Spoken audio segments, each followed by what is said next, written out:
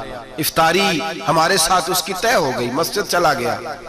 مغرب بعد لینے گیا تو کہنے لگا عشاء کے بعد آنا، اب تو میں نے پانی سے افطار کر لیا، کھانا کھانے جاؤں گا تو جماعت رہ جائے گی۔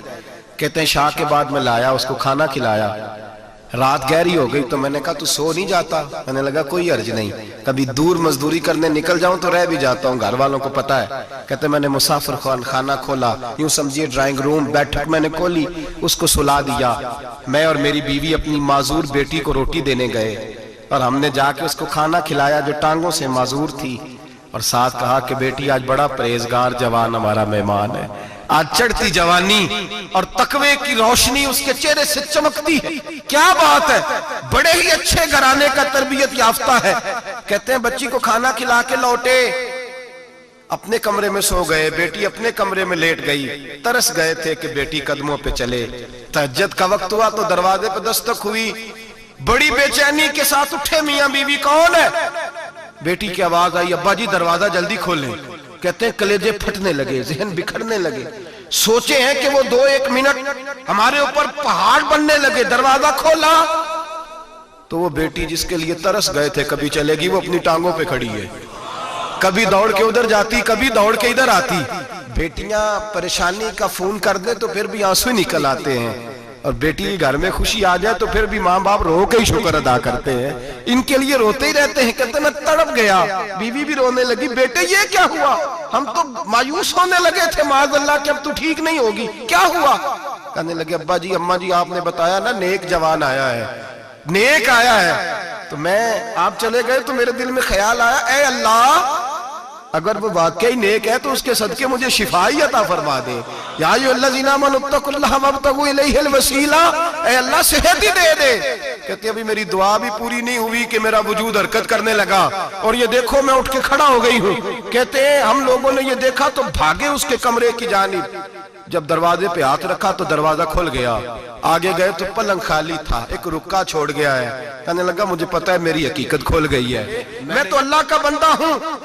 اگر تمہیں مجھ سے ذرا بھی پیار ہو گیا ہے تو پھر میرے پیچھے نہ بھاگنا، اللہ کی بارگاہ میں جھک جانا، پھر گناہوں سے توبہ کر لینا۔ کہا وہ تربیت یافتہ جوان آیا ہے اور مجھے بدل گیا ہے۔ میرے بھائی ماں باپ کی ذمہ داری اولاد کو نکھارنا ہے، ان کو سنوارنا ہے، روزی روٹی کی ذمہ تو اللہ تبارک و تعالیٰ نے لیا ہوا ہے، جو ڈیوٹی اللہ کی تھی وہ معاذ اللہ ہم نے اپنے ذمہ لے لی ہے۔ اولاد کو رزق حلال کی تربیت کریں، انہیں حکم دیں کہ وہ ہاتھ نہ پھیلائیں، انہیں کہیں کہ وہ محنت کر کے کھائیں، لیکن اصل تو ان کا اخلاق سنوارنا ہے۔ بچے ہمارے ان کی پوزیشن اتنی خراب ہو جاتی ہے، ہم لاڈ پیار میں اتنا ضدی کر لیتے ہیں، جب جس بچے کا ماں باپ کے ساتھ گزارا نہیں، بتلائیے وہ بیوی کے ساتھ گزارا کرے گا؟ جس کا ماں باپ کے ساتھ وقت نہیں گزرتا وہ بہن بھائیوں کے ساتھ گزارے گا؟ جس کا ماں باپ کے ساتھ وقت نہیں گزرتا وہ کولیگز کے ساتھ وقت گزارے گا؟ کس طرح وہ اپنے آپ کو، میرے نبی کریم سید عالم صلی اللہ علیہ وسلم نے ڈیوٹی لگائی کہ ماں باپ اپنے بچے کی تربیت کریں، انہیں اللہ سے جوڑیں۔ تکلیف میں وقت گزارا جناب اسماعیل نے۔ ایک روایت ایسی بھی ملتی ہے کہ 13 سال حضرت ابراہیم پلٹ کے گئے نہیں بیٹے کا پتہ لینے، لیکن جب بھی بیٹے نے ماں سے باپ کے بارے میں پوچھا کہ میرے والد کیوں نہیں آتے تو ماں نے ایک ہی لفظ کہا، بیٹے جناب ابراہیم اللہ کے نبی ہے اور اللہ کے حکم سے ہمیں چھوڑ گئے ہیں۔ ایسی تربیت، ایسی ٹریننگ، بچے کے ذہن کو بدل ڈالا، اسے اللہ والا بنا لیا۔ اور ہمارے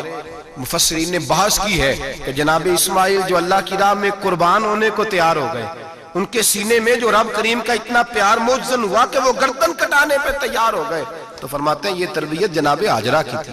یہ ٹریننگ حضرت وہ فیضان نظر تھا، یہاں کے مکتب کی کرامت تھی۔ سکھائے کس نے اسماعیل کو آداب فرزندی؟ میرے بھائی یہ جناب ہاجرہ نے تربیت دی۔ ایک بہت بڑے محدث ہیں، اتنے بڑے محدث ہیں کہ میرے نبی کریم کی مسجد نبوی میں وہ حدیث کے استاد رہے، حضرت ربیعہ بن عبد الرحمن، نبی پاک کی مسجد نبوی میں حدیث کے استاد ہوئے، اور حضرت حسن بصری جو جناب علی کے شاگرد ہیں وہ بھی حضرت ربیعہ کے شاگرد ہوئے، حضرت امام مالک جو 70 سال تک مدینہ اور مکہ میں حدیث پڑھاتے رہے وہ بھی حضرت ربیعہ کے شاگرد ہیں۔ ان کے والد کا نام تھا عبد الرحمن فروغ۔ تاریخ بغداد میں لکھا ہے کہ بنو امیہ کے دور میں تابعین کے زمانے میں جناب عبد الرحمن بن فروغ گھر سے چلے گئے، ایک روایت ہے بچہ چھوٹا تھا، ایک روایت ہے بچہ ابھی ماں کے پیٹ میں تھا، جہاد کرنے چلے گئے۔ اس دور میں یہ جہاد ہوتا تھا کہ ایک علاقہ فتح کیا تو مسلمان اگلے علاقے میں چلے گئے، اگلا فتح کیا تو اگلے علاقے، ایک کے بعد دوسرے لوگ پلٹ کے نہیں آتے تھے۔ حضرت عبد الرحمن گئے 30,000 دینار بیوی کو دے گئے، کہنے لگے سنبھال کے رکھنا، اور جہاد کرنے نکلے تو 27 سال تک گھر نہیں آئے، اور 27 سال کے بعد آئے تو حضرت ربیعہ محدث بن چکے ہیں، مسجد نبی میں حدیث کے استاد ہیں، بیٹا بہت بڑا شیخ بن گیا، واپس آئے، ہاتھ میں نیزہ ہے، کالی داڑھی تھی ساری سفید ہو گئی، وجود بڑا تگڑا تھا، کمزوری آ گئی، آئے نیزہ پکڑا ہوا ہے، گھوڑے پہ بیٹھے ہیں، مدینہ منورہ میں گھر ہے، دروازے پہ دستک دی، حضرت ربیعہ نے دروازہ کھولا، اندر داخل ہونے لگے تو کہنے لگے بابا تو کدھر گھستا آ رہا ہے؟ کدھر؟ اس نے کہا تو پیچھے ہٹ، تو میرے مکان پہ کب سے قبضہ کر کے بیٹھا ہے۔ بات تیز ہونے لگی، آواز تھوڑی بزرگوں کی بلند ہونے لگی تو اندر سے زوجہ نے سن لیا، وہ دروازے کی اوٹ سے دیکھنے لگی تو پہچان گئی، کہنے لگی ربیعہ پیچھے ہٹ جا، یہ کوئی غیر نہیں ہے، تیرے والد گرامی ہے، یہ تیرے والد ہیں۔ اندر آئے، باپ بیٹا ملے، عصر کی نماز کا وقت ہو گیا، بڑا روئے، 27 سال کے بعد باپ لوٹا، 27 سال کے بعد بڑے روئے۔ نماز کا وقت ہوا تو حضرت ربیعہ جلدی سے وضو کیا، مسجد نبوی شریف چلے گئے۔ جناب عبد الرحمن فروغ نے بھی کھانا وانا کھانا تھا، کھانا کھانے بیٹھے تو حکم دیکھے شوہر کیا کرتا ہے، یہ نہیں پوچھا کہ 27 سال حال کیا رہا، پوچھنے لگے میں تجھے 30,000 دینار دے گیا تھا، وہ کدھر ہے؟ تو زوجہ کہنے لگی کھانا کھا لو، عصر کی نماز پڑھ کے آؤ، پھر بتاتی ہوں پیسے کہاں ہیں، آپ کی رقم بڑی اچھی جگہ پہ محفوظ ہے۔ کہتے ہیں میں نماز پڑھنے مسجد گیا، عصر کی نماز کے بعد میرے نبی پاک کے منبر پر ایک نوجوان بیٹھا ہے، گھر میں تو ان کا انداز ٹوپی پہننے کا تھا نا، سادے عام لباس میں، مسجد نبی میں جبہ پہنا ہے، سر پہ امامہ ہے، خوبصورت لب و لہجے میں رسول اللہ کے منبر پر بیٹھ کر، نبی پاک کے منبر پر بیٹھ کر، پتہ نہیں آپ کو اس بات کی لذت نصیب ہو رہی ہے کہ نہیں، عام جگہ نہیں، نبی پاک کے حضور کے منبر پر بیٹھ کر نبی پاک کی حدیثیں سنا رہے ہیں، اتنا بڑا مقدر۔ کہتے ہیں حضرت امام مالک جیسے لوگ، خواجہ حسن بصری جیسے لوگ کاغذ قلم لے کے حدیثوں کی سماعت کر رہے ہیں، ان سے درس لے رہے ہیں۔ جناب عبد الرحمن کہتے ہیں میری نظر اٹھی، کچھ بوڑھا ہو گیا تھا، کچھ اس وقت وہ ٹوپی میں سادے لباس میں تھے، پہچان نہ پایا۔ ایک شخص سے پوچھا یار ہے تو جوان پر اس کے چہرے کی نورانیت میرے دل کو بھا گئی ہے تو جوان پر اس کا حدیثیں بیان کرنے کا انداز میری طبیعت کو گھائل کر گیا، یہ کون ہے جو نبی پاک کی مسجد میں بیٹھ کے حدیثیں بیان کر رہا ہے؟ تو کہتے ہیں امام مالک کہنے لگے بابا جی چپ کر جاؤ، ہمارے استاد کے بارے میں اونچے لب و لہجے میں بات نہ کرنا، دیکھتے نہیں کتنے کتنے لوگ بیٹھے ہوئے خاموشی سے۔ تو میں نے کہا مجھے بھی تو بتا دو نا ہے کون؟ تو کہنے لگے کوئی عبد الرحمن فروغ نام کے بزرگ ہیں، یہ ان کے بیٹے ہیں، ربیعہ نام ہے۔ کہتے ہیں جب لفظ کہے تو میرے آنسو چھلک کے باہر آئے اور میں حضور کی مسجد میں گر گیا اور رونے لگا کہ یہاں اور میرے رسول پاک سید عالم صلی اللہ علیہ وسلم کے منبر پر اور میرا بیٹا۔ کہتے ہیں میں تڑپ کے گھر گیا اور گھر جا کے میں نے اپنی بیوی کو جب دیکھا تو میرے آنسو نکل گئے، میری بیوی سمجھ گئی کہ یہ میرے محدث بیٹے کو دیکھ آیا ہے۔ کہتے ہیں بیوی رو کے کہنے لگی میں نے آپ کے 30,000 دینار آپ کے بیٹے کو مصطفیٰ کریم کی حدیث کا استاد بنانے میں خرچ کر دی، میں نے وہ 30,000 دینار خرچ کر دی ہیں، 30,000 دینار آپ کا بیٹا میں نے۔ تو کہتے ہیں میں اپنی بیوی کی طرف دیکھنے لگا، میں نے کہا قربان جاؤں میں اگر اللہ کے دین کے رستے میں تھا تو نے میرے ساتھ نیکی کی ہے، میرا بیٹا بھی دین کے رستے پہ لگا دیا میرے بھائی۔ اللہ سے جوڑا، اللہ سے جوڑا ان لوگوں نے اپنی اولادوں کو، رب کریم والا بنایا ان لوگوں نے اپنی اولادوں کو۔ اور پھر جب ارشاد فرمایا کہ چھوٹی چھوٹی برائی، ایک لقمہ حرام سے بھی وہ لوگ بچے، اور پھر جو آیت نمبر 18 نے کہا کہ وَلَا تُصَغِّرْ خَدَّكَ لِلنَّاسِ، بیٹے منہ پھیر پھیر کے نہ جا، پھیر پھیر کے نہ جا۔ اگر آپ ناراض نہ ہو تو ہم تربیت دیتے ہیں، کہتے ہیں اس بچے کے ساتھ نہ پھرا کر، یہ غریب ہے،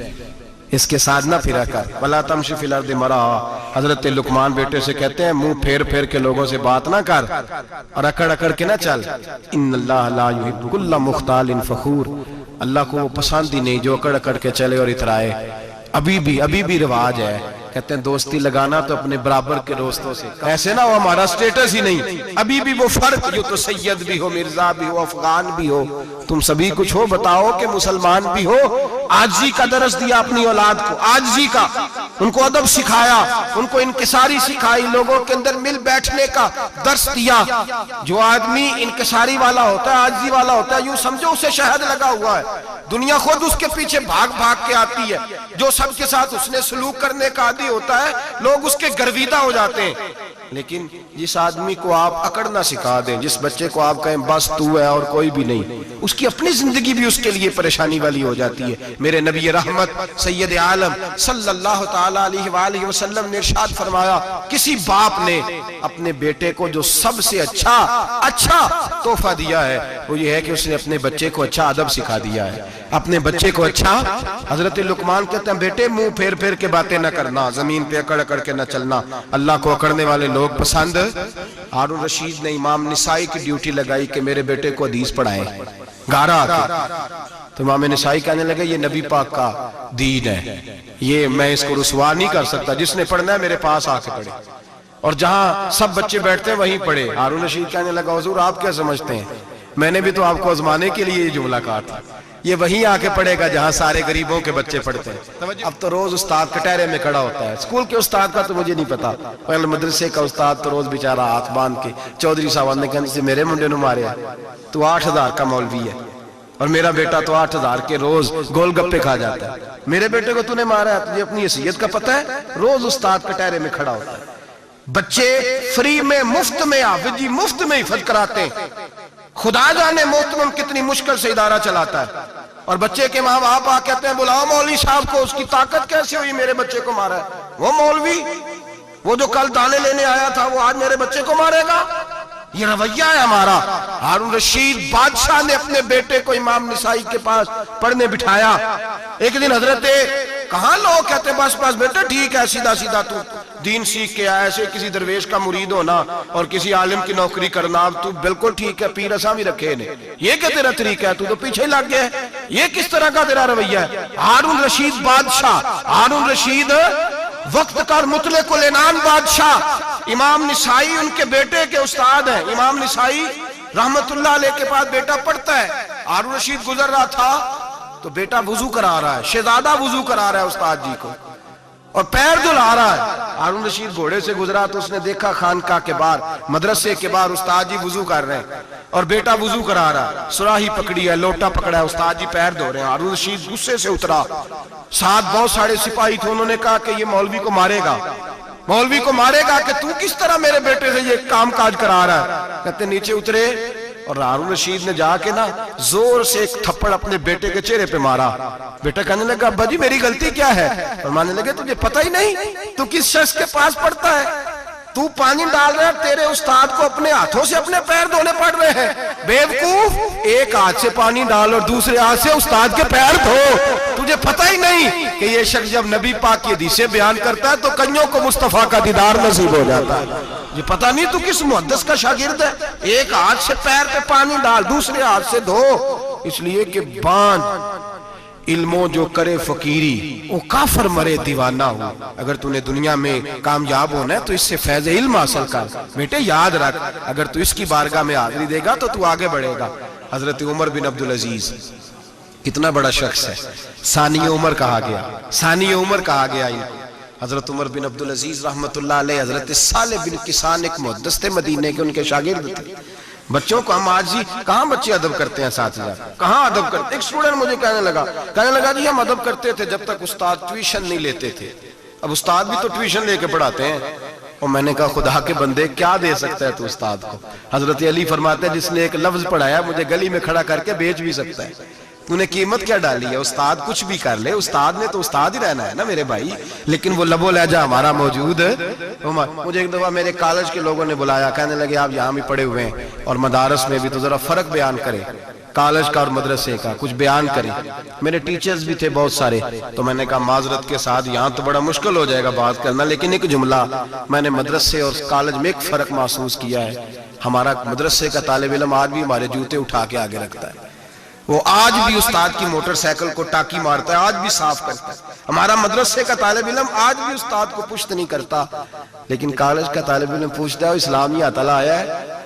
انگریزی والا آیا ہے؟ میں نے کہا اس کے تو لب و لہجے میں ادب نہیں ہے۔ اس لیے میں نے دونوں جگہ وقت گزارا تو میں سمجھا ہوں بڑے حالات خراب ہیں مدرسوں میں بھی۔ اب وہ کیفیت نہیں رہی جو بزرگوں کی تھی، لیکن پھر بھی اگر ادب ہے تو مدارس میں ابھی بھی ہے، ابھی بھی خانقاہوں میں ادب ہے، یہاں ابھی بھی خیر کی توقع موجود۔ وہاں سے تو رخصت ہو گیا، وہاں تو معاملہ اور طرح کا ہو گیا الا ماشاءاللہ۔ حضرت عمر بن عبدالعزیز جناب صالح بن کیسان کے پاس پڑھتے تھے، اسٹوڈنٹ تھے، اور پھر بعد میں آپ ان کے مرید بھی ہوئے، باقاعدہ درس لیتے تھے طریقت کا۔ حضرت جناب صالح بن کیسان کے پاس تعلیم تھی، ان کے والد جناب عبدالعزیز اس وقت مصر میں بہت بڑے تاجر تھے، جناب عمر بن عبدالعزیز کے والد۔ تو ان کے پاس چھوڑ گئے، کہا میرے بیٹے کی صرف ان کو دین نہ پڑھانا، اس کی روحانی تربیت بھی کرنا۔ ایک دن استاد جی نے عصر کی نماز کا سلام پھیرا تو حضرت عمر بن عبدالعزیز کھڑے ہو گئے، ایک رکعت ان کی رہتی تھی پیچھے، تو آپ نے نماز کے بعد بلایا اور بڑے میٹھے لب و لہجے میں کہا عمر کیا بات ہے تیری ایک رکعت رہ گئی؟ تو کہنے لگے استاد جی میں کنگھی کر رہا تھا، شیشے کے آگے کھڑا تھا، تو آئینہ دیکھتے دیکھتے بال سوارتے سوارتے مجھے پتہ ہی نہیں چلا، جب آیا ہوں تو لیٹ ہو گیا۔ حضرت صالح بن کیسان رحمت اللہ علیہ نے ان کے والد کو مصر میں خط لکھا، فرمایا آپ کا بیٹا میری پوری فرما برداری نہیں کرتا، کل کو مجھے نہ کہنا تربیت صحیح نہیں ہوئی۔ آج فلاں تاریخ کو اس نے ایک رکعت پوری چھوڑ دیا جماعت کے ساتھ، اس لیے کہ وہ کنگھی کر رہا تھا بالوں کی، پوری رکعت چھوڑ دی ہے۔ ابا جی بہت بڑے تاجر تھے، پر انہوں نے یہ نہیں کہا کہ مولوی تو پاگل ہو گیا، اس کو تو پتہ ہی نہیں کیا ہو گیا، ابھی بچہ ہو جائے گا سیانا، کوئی بات نہیں ٹھیک ہو جائے گا۔ حضرت عبدالعزیز نے وہاں سے ایک شخص بھیجا پیسے دے کے، گھوڑا دے کے، فرمایا مدینے جاؤ، اور سیدھا مدینے آیا۔ حضرت عمر بن عبدالعزیز کو گھر سے اچکا، بلایا نہیں، زبردستی پکڑا، اچک کے گھوڑے پہ بٹھایا، حجام کی دکان پہ لے گئے، فرمایا اس کی ٹینڈ کر دو، نے بال کاٹ دیے اور بال کٹوا کے سیدھے حضرت صالح بن کیسان کے پاس لے گئے، کہنے لگے حضور یہ کھاتا ہے اس کے والد کا، میں نے اس کی ٹینڈ کرا دی ہے، جس بالوں کی وجہ سے اس کی جماعت رہ گئی تھی میں نے وہ بال ہی ختم کر دیے ہیں۔ تو اس کے والد کہتے ہیں آپ ذرا سے بھی بات، ایک ذرہ برابر بھی بچے کے اندر ہم کوتاہی برداشت، ہم اسے سنوارنا چاہتے ہیں، معاشرے کو دینا چاہتے ہیں، ہم ایک خوبصورت انسان بنانا چاہتے ہیں۔ تو حضرت لقمان کہنے لگے بیٹے تو چہرہ رخسار بدل کے لوگوں سے بات نہ کر، اکڑ کے نہ چل، اس لیے کہ اللہ کو اکڑنے والے پسند، تو کیا کر وقصد فی مشی کا وغضض من صوتک، درمیانی چال چل، آواز کو پست رکھ۔ ہم اپنے بچوں کو میانہ روی کا درس نہیں دیتے۔ اگر کسی کے پاس بہت زیادہ پیسے ہیں تو وہ بس کہتا ہے میرا بیٹا، میں نے سارے لاڑ دیکھے ہیں، میں نے ہر خواہش پوری کی ہے، یہ تو کوئی عقل مندی کی بات نہیں۔ ضرور خواہشات پوری کریں، اگر ہیں تو کنجوسی کرنے سے منع کیا ہے نبی پاک صلی اللہ علیہ وسلم، لیکن بچے کو معتدل رکھیں، اسے دھوپ اور چھاؤں دونوں کا پتہ ہونا چاہیے۔ اگر زمانے میں کبھی کڑی دھوپ آ جائے تو اسے اندازہ ہو کہ میں نے یہاں کیسے کھڑے ہونا ہے، اس